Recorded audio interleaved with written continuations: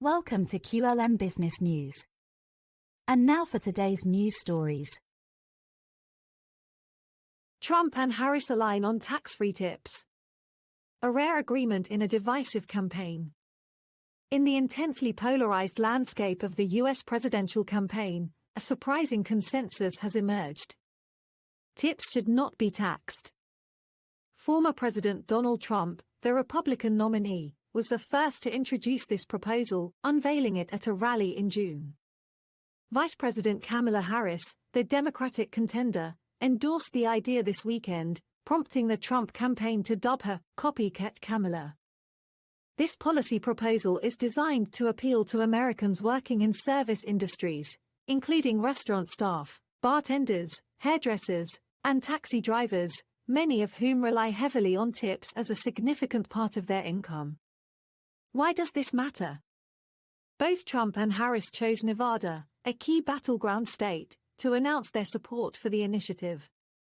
Nevada's economy is heavily dependent on the service industry, with more than 20% of its workforce employed in restaurants and hotels, especially in its famous Las Vegas casinos.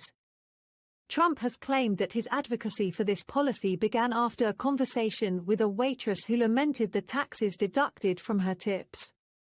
The Republican Party, traditionally a proponent of lower taxes, has since adopted this proposal into their official platform, with several related bills currently circulating in Congress, backed by restaurant industry lobbyists.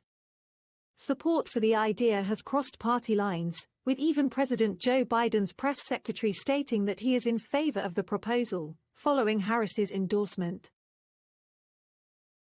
The issue of taxing tips has gained traction as electronic payments become more prevalent, making tip income easier to track and report. Historically, underreporting of tips has been a common issue, but this shift to digital payments increases the likelihood of accurate reporting. A niche issue with broad appeal. Despite the attention this proposal has garnered, it affects a relatively small segment of the workforce. According to an analysis by Yale University's Budget Lab, around 4 million workers, less than 3% of the total U.S. workforce, regularly receive tips. Moreover, a significant portion of these workers, about 37%, earn so little that they are not currently required to pay federal income taxes.